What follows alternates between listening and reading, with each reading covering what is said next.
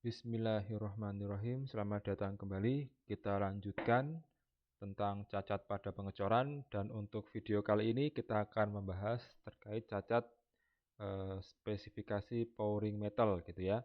Nah, ini terjadi karena suhu tuang logam cair terlalu rendah ya. Jadi kata kuncinya adalah ini ya. Suhunya terlalu rendah. Dan adapun cacat ya dalam jenis pouring metal ini dibagi menjadi beberapa jenis, ada 3: cold shot, yang kedua cold shoot, dan yang ketiga misruns ya. Nah, yang pertama adalah cold shot ya, terjadi karena adanya percikan logam cair saat proses penuangan berlangsung. Nah, percikan biasanya dalam bentuk cairan logam yang kecil sehingga menjadi solid lebih cepat dari keseluruhan logam cair yang dituangkan. Butiran yang mengeras tadi lalu masuk ke logam cair dan terjebak dalam logam cair. Oke, ini saya copy dulu saja. Oke ya, ini adalah cacat pouring metal ya. Pouring metal ya. Nah, pouring itu artinya adalah penuangan ya. Jadi ini adalah cacat akibat dari sudut pandang penuangan ya. Kalau sebelumnya ada sudut pandang gas dan sudut pandang cetak, material cetak. Nah, kalau ini adalah sudut pandang penuangan gitu ya. Nah, ini ada yang pertama adalah cold shot ya. Ya, jadi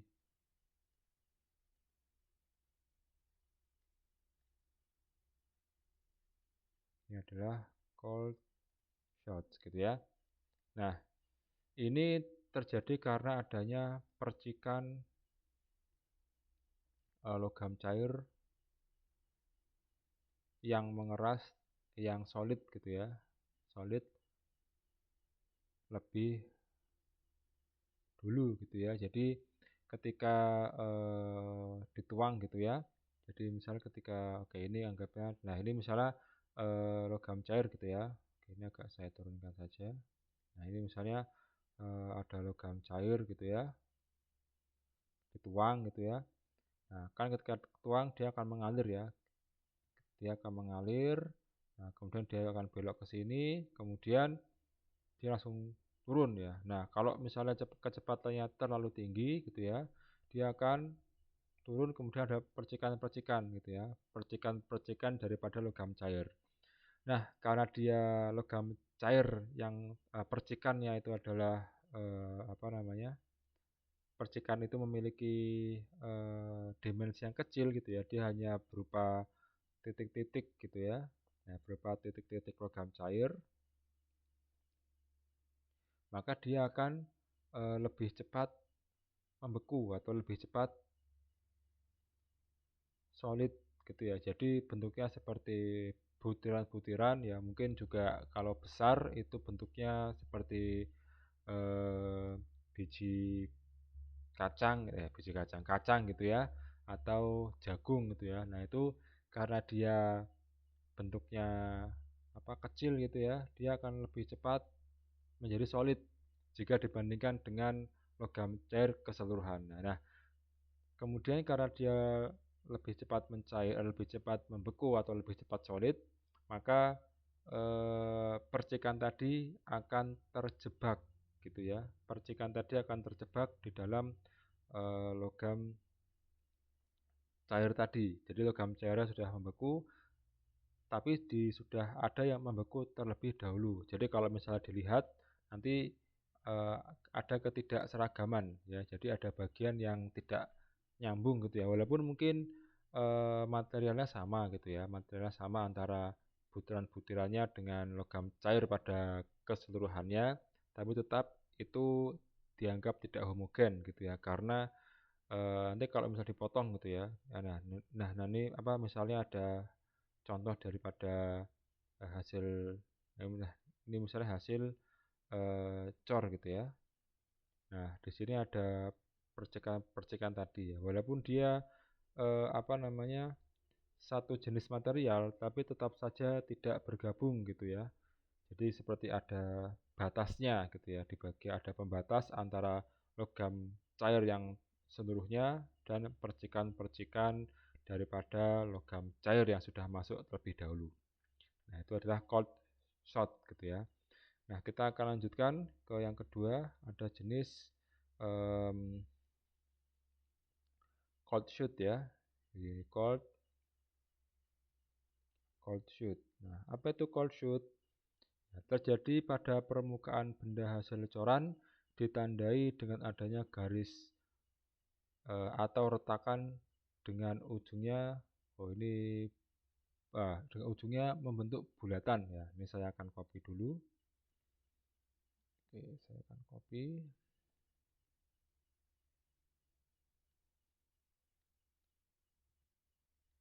di atas biasanya. Oh ya, di atas. Ups.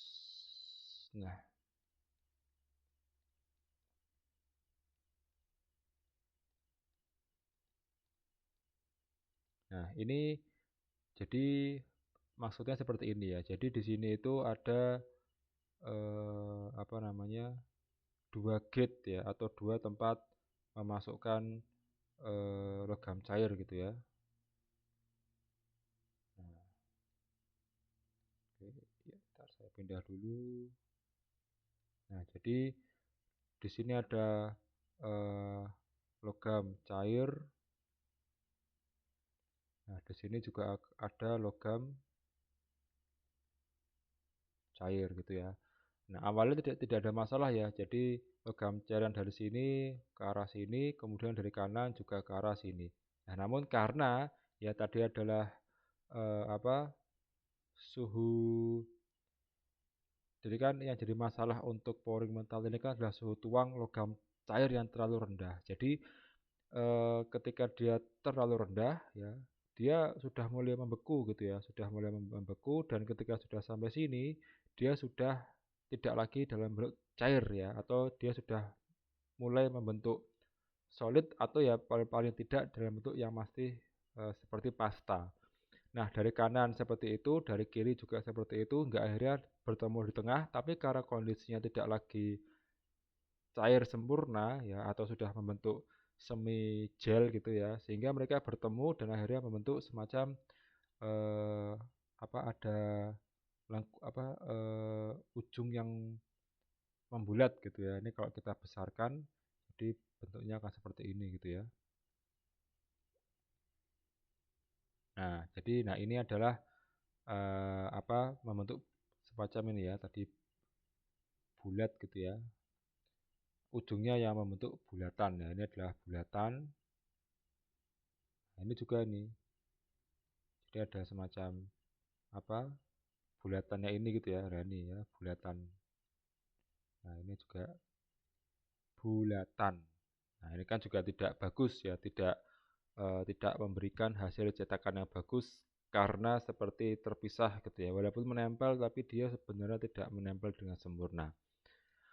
Oke, kemudian yang ketiga adalah misrans gitu ya. Nah, ini kalau misrans ini, oke saya ambil dulu.